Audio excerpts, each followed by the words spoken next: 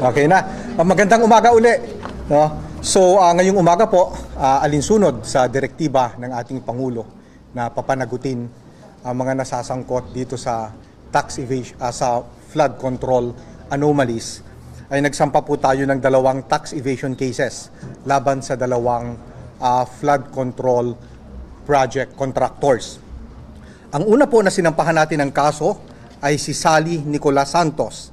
Siya po ay proprietor ng Sims Construction Trading. Nagsampa po tayo ng kaso na violation ng Section 254 of the National Internal Revenue Code o tax evasion. At nagsampa rin po tayo ng violation ng Section 255 for failure to supply correct and accurate information. Ito po ay may kaugnayan sa isang flood control project sa Baliwag, Bulacan na supposedly ay construction of reinforced river wall. Nakatanggap po siya ng kabayaran para sa kontrata, subalit wala pong nagawang flood control project. Nag-file po siya ng tax return sa Bureau of Internal Revenue at nagdeklara ng deductions or construction cost. Subalit, since wala naman pong aktual na proyekto na nagawa, di ibig sabihin fictitious itong deductions, non-existent. At ito po ay ginawa lamang para maiwasan ang pagbabayad ng tamang buwis. Ganon din po ang pangalawang kaso na isinampa natin, laban naman sa IM Construction Corporation and its corporate officers. Ganon din po ang gist ng kaso. Nakatanggap sila ng kontrata para sa isang flood control project sa Barangay Santo Rosario, Hagonoy, Bulacan. Ito po ay construction of pumping station and floodgate. Nagbayad ang gobyerno, nag-file sila ng return, nagdeklara sila ng deductions or construction cost, subalit ghost po ang project. Wala naman po talagang nagawang proyekto. So sa makatuwid, yung kanilang mga deductions na yun, construction cost, ay walang basihan, fictitious at ginawa lamang para maiwasan ang pagbabayad ng tamang buwis.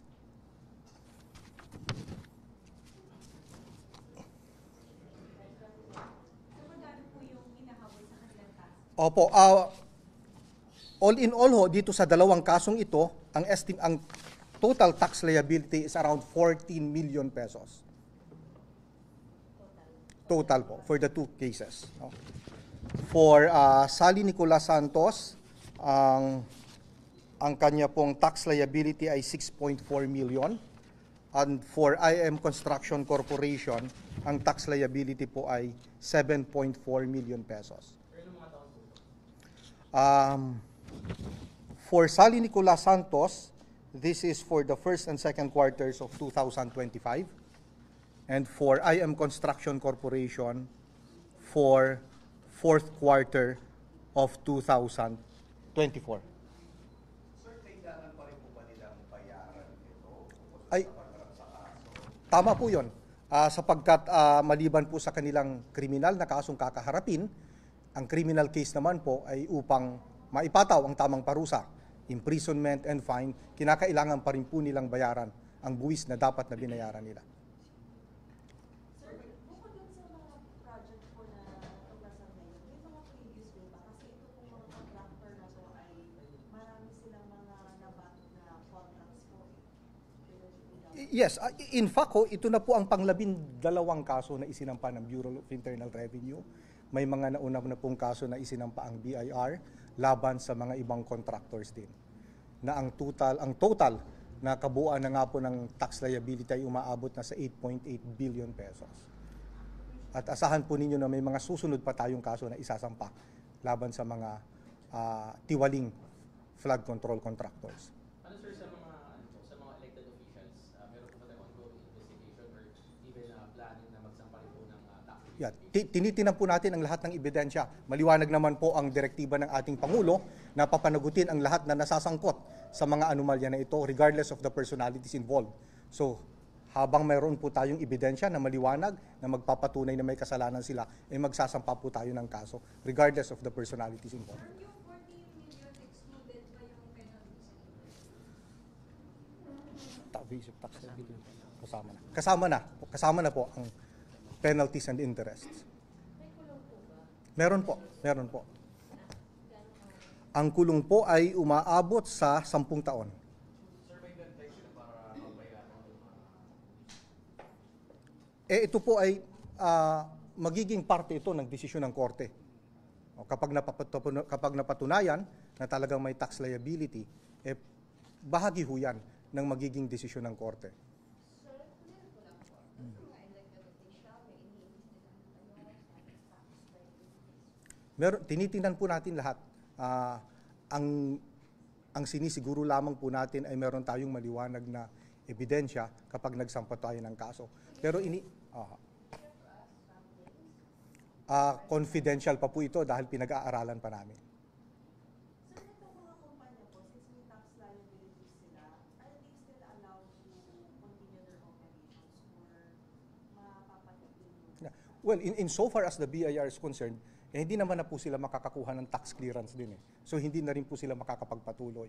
Ngayon yung revocation po ng kanilang registration, kung sila ay halimbawa nakarehistro bilang corporation sa SEC, yung cancellation po nun ay nasa poder ng ibang ahensya. So possible, sir, like for example, may pending sila ngayon na mga proyekto, tapos sila yung contractor na kinuha, hindi na nila pwede. Hindi na rin ho, at sa pagkakaalam ko naman, even ang DPWH, ito mga na-flag na mga contractors na involved sa flood control anomalies, may direktiba na rin na hindi na, may stop order na and blacklisting. Sir, Commissioner, ilang tigisa po kasing project yung sa parang yung Sims and IAM Construction, marami silang projects. Hindi po sa complaint, tigisang project lang po. Tigisang project po. Apo. Meron pa po ba Meron pa. Meron pa po. Meron pa po. marami pa, sir? Meron pa po. So more projects but with the same, sa dalawang contractor na to? May tinitingnan pa po kami kung meron pa kaming madiskubre na iba pang proyekto na involved din sila. That will be the subject of a separate complaint. Sir, so far, ano years pa lang po yung tinignan natin with regard to this project? Yeah, ito po for Sally Nicolas Santos. This is for their tax VAT deficiency for the first and second quarters of 2025. And itong kay JIM Construction Corporation, this is for taxable year 2024. Sir, yung prior po, nung year na yan, tinignan din po ba muna natin? Or nag-base lang po tayo sa mga nabunyag po sa mga investigation? May mga projects po na sinasubmit yung mga proof ng construction ng post talaga. Ito yung mga na-establish Yeah. natin. No? Yes. Ito ho yung established na merong flood control projects. Ngayon may mga tinitingnan pa po tayong iba kung maliwanag na may iba pa silang proyekto at sa pagtingin natin wala rin hong aktual na nagawa na proyekto o kahit meron man kung bloated yung kanilang deduction or operating cost na dineklara, that can be the subject of a separate case. We will know po kung si Sally Mendoza ay cooperating kasi sir, sa Senate investigation, nag-create siya ng mga details, may mga shorts, yung nakausap ko siya Sa DOJ na to siya. Yeah. Sa DOJ na to. Yeah. In so far as we are concerned ho sa BIR, ang pinagbasehan natin ay yung mga dokumento na isinabit sa BIR, nag-conduct din ho ng actual on-site inspection ang mga investigador natin sa BIR para ma-establish yung case na ito. Sir, kung makipagtulungan po sila yung dalawang contractors, po pwede bang ma-prevent yung mga incoming cases nila? Hindi ho kasi nakumit na yun Kung nag-file ka ng tax return na mali at nagsinungaling ka, committed na yon. Wala, ano na lang po pwede nang gawin kundi bayaran na lang? Yeah, bayaran nila pero criminal case ito. Kung meron ka ng liability, na-commit mo na yung crime. request ko lang po, can you say categorically po na merong elected officials na investigate po sa Well, yeah. Iniimbestigahan po natin ang lahat na posibleng involved dito sa mga flood control anomalies na ito, regardless of the personalities involved. Gusto lang po nating siguraduhin na pag nagsampa tayo ng kaso ay meron tayong maliwanag na ebidensya. Commissioner, recently po yung COMELEC sinabi niya na parang walang na-commit dun sa pagtanggap ni Senator Jesus Escudero ng donation mula kay Lubiano kasi personal donation yun. Pero sa pati po ng BIR, meron pa po ba kayong pwedeng tignan doon sa donation na yun? Opo, dahil kung siya ay admittedly, sinasabi niya na nagdeklara siya, nagbigay siya ng donation na 30 million pesos. Ibig sabihin, meron siyang asset na 30 million pesos na ibinigay niya. So ibabangga naman po namin ito sa mga tax returns na isinampa niya kung yung bang ibinayad niyang buwis ay tumutugma doon sa asset na yon. Yun naman po ang anggulo na titingnan ng BIR. So, ginagawa niyo yun, sir, dito? Or Titingnan po namin yan. hindi pa pala The donor. Hindi. Yung donor ho, yung donor. Oo. Kasi kung meron kang 30 million pesos na kaya mong i-donate, di titingnan natin kung yung bang kanya mga dineklarang taxes o binayarang buwis, tumutugma doon sa kanyang kita para magkameron siya ng 30 million na kaya niyang i-donate. Sir, sa 30 million peso donation kay Senator Jesus Cordero, magkano ang tax dapat nabayaran? Hindi. Exempt sa donors tax. Yung answer na. Good morning po. Ayon po sa rules ng ng BIR and COMELEC, pag po may donation during the campaign, wala naman po yung donors tax, no? For as long as yung donation sa isang political candidate will use that donation for the campaign, wala pong donors tax. Sir, what about Zaldico? Meron na ba tayong please build up to his tax returns? Hindi, yun nga po, ang sabi ko nga po, lahat po ng involved, lahat ng mga lumulutang na pangalan, tinitingnan po natin yan. At nagsasagawa po tayo ng investigasyon. Sir, may we know, ano yung pinakamataas na posisyon sa mga elected official na tinitingnan ng BIR ngayon? Nagsasagawa po kami ng investigasyon. So in due time ho, kapag meron na kami nakitang ebidensya, magsasampan po kami ng kaukulang kaso.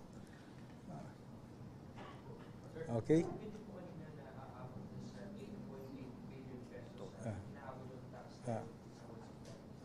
Yes, totoo po yan. Based on that's the aggregate tax liability for the 12 cases that the BIR has filed so far. Sir, does it affect po sa target natin this year na maabot yung kabuuan na tax collection? Well, kung magbabayad ho sila ng buwis na hinahabol natin, lalo pa pong makakatulong sa collection natin. Part po ito ng enforcement natin para magbayad sila ng tamang buwis. On SALN naman po ng mga involved, no? Like for example, yung BGC boys. Recently po kasi nilalabas na ng ombudsman yung mga SALN nila. Ano po yung mga observation na nakikita nyo when it comes to the SALN of siguro officials or government employees involved in this project? Tingnan na ba natin ang salan? Sources of information Yeah. natin for verification. But we look at the salan. Yeah.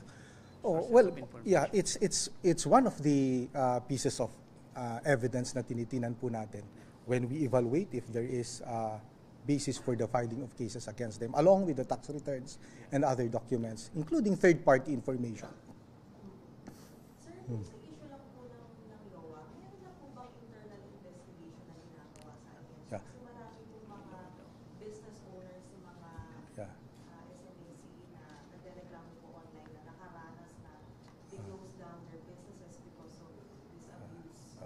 Yes, maliwanag po ang direktiba ng ating Pangulo at maging ng ating Secretary of Finance na si Secretary Frederick Go na imbestigahan at papanagutin kung meron mang mga kawani ng BIR na totoo ngang involved sa extortion o pang-aabuso sa paggamit ng LOA. Nitong linggo lamang po ay naglabas tayo ng order, no, suspending the conduct of field audit operations upang tingnan natin at suriin ang ating mga panuntunan, ang ating mga patakaran, ang ating mga policies and procedures sa pag-i-issue at pag-serve ng LOA at sa pagkakandak ng audits. So titinan po nating mabuti yan. May mga na-identified po tayo na ilang systemic vulnerabilities and defects. So kaya sinuspindi po muna natin ay upang mag-aralan, and we will come up with new regulations further defining the parameters, making it evidence-based, making it risk-based, technology-driven, so that nababawasan po natin ang discretion o pang-aabuso sa pag-serve ng LOA. Hindi po masama ang LOA. This is an essential enforcement tool of the Bureau of Internal Revenue. Kailangan po natin ito upang malaman natin kung talaga bang may tax evasion. At kailangan din po natin ito upang ma-level ang playing field, sapagkat kung may mga nagdadaya sa pagbabayad ng buwis, this puts the legitimate businesses who are truthfully paying their taxes at a disadvantage. Ang problema lamang po nga ay kung naaabuso yung paggamit ng LOA. Walang masama sa LOA for as long as tama at truthful and for genuine intention ang pag-i-issue ng LOA. Ngayon naman po, may mga allegations na meron tayong mga kawani sa Bureau of Internal Revenue na allegedly involved sa extortion or pag-aabuso sa paggamit ng LOA. Iimbestigahan po namin yan. Pwede bang lumapit yung mga Pwede po, yun na nga po, ini-encourage nga po namin kasi talagang makakatulong sa amin. Napakahirap po kasing mag-imbestiga na meron lang tayong mga general information, walang details. Kaya nga po, yan din ang panawagan ko sa mga stakeholders natin, sa mga taxpayers natin na nakaranas ng pang-aabuso o panggigipit ng mga taga-BIR na lumapit sa amin, sa akin mismo, diretso, sa aking opisina para makapagbigay ng detalye, para maging mas madali po ang pag-iimbestiga natin. At pag nagsampa tayo ng kaso, ay mas maliwanag at mas matibay ang kaso na isasampa natin. Sir, naglabas po yung akta ng list ng top 10 most complained about agencies. Pangatlo po yung BIR. Baka meron po tayong... Well, i-address po natin yan. I-address po natin yan definitely. Well, yun nga po, i-streamline natin ang mga processes natin. Baka merong mga hinaing ang ating mga stakeholders na hindi kaagad na-actionan o baka naman meron tayong mga proseso na mas mapapadili pa natin or magiging mas madali nilang intindihin, bibistahin po natin yan at aayusin natin. Maliwanag po ang mantado ng Bureau of Internal Revenue. Hindi lamang po tayo nangungulekta ng buwis, kundi isa rin pong mandato natin. And equally important, na padaliin ang pagnenegosyo ng mga businesses at magagawa po natin ito kung mas madali ang compliance, mas madali nilang masundan at maintindihan, at mas mabilis po ang aksyon ng BIR. Okay? Thank you. Maraming salamat. Thank you.